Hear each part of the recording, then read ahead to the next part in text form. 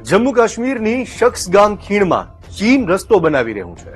9 જાન્યુઆરીએ ભારતે આને ગેરકાયદેસર ગણાવીને કહ્યું કે શખ્સગામ ભારતનો ભાગ છે। જવાબમાં ચીને આ દાવાને નકારીને કહ્યું કે ચીન અને પાકિસ્તાન વચ્ચે 1963માં થયેલા સમજૂતી અનુસાર શખ્સગામ ખીણ અમારી છે। અહીં અમે કોઈ પણ વિકાસ કાર્ય કરી શકીએ છીએ। નમસ્કાર, હું છું ચિંતન। આખરે પાકિસ્તાને શખ્સગામ ખીણ પર કેવી રીતે ગેરકાયદેસર કબજો કર્યો, પછી તેને ચીનને ભેટ તરીકે કેમ આપી અને અહીં બની રહેલો ચીની રસ્તો ભારત માટે કેટલો મોટો ખતરો છે, જાણીશું આજના એક્સપ્લેનરમાં। ભારત અને ચીન વચ્ચે શખ્સગામ ખીણનો વિવાદ 62 વર્ષથી વધુ જૂનો છે। 1947માં પાર્ટીશન પછી જમ્મુ કાશ્મીર માટે ભારત પાકિસ્તાન વચ્ચે પ્રથમ યુદ્ધ થયું। પાકિસ્તાને જમ્મુ કાશ્મીરના આશરે 30% ભાગ પર કબજો કરી લીધો હતો। તેને પાકિસ્તાન ઓક્યુપાઇડ કાશ્મીર એટલે કે POK કહેવાય છે।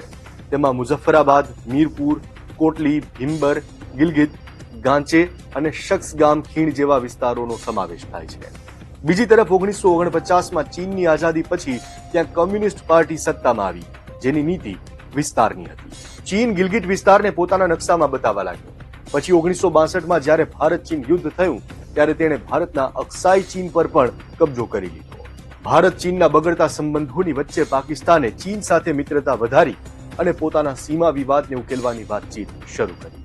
1963માં ચીન પાકિસ્તાન વચ્ચે સીમા સમજૂતી થઈ, જેમાં 5000 સ્ક્વેર કિલોમીટરથી વધુની શખ્સગામ ખીણ પર પાકિસ્તાને ચીનને અધિકાર આપી દીધો।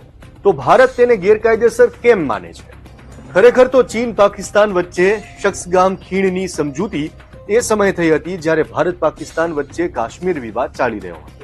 ત્યારે વડાપ્રધાન જવાહરલાલ નહેરુએ સંસદમાં કહ્યું હતું, પાકિસ્તાન પાસે શખ્સગામ ખીણ ચીનને આપવાનો કોઈ અધિકાર નથી। ચીન પાકિસ્તાન વચ્ચે 1963માં થયેલી સીમા સમજૂતીનો એક મહત્વનો ભાગ છે। આર્ટિકલ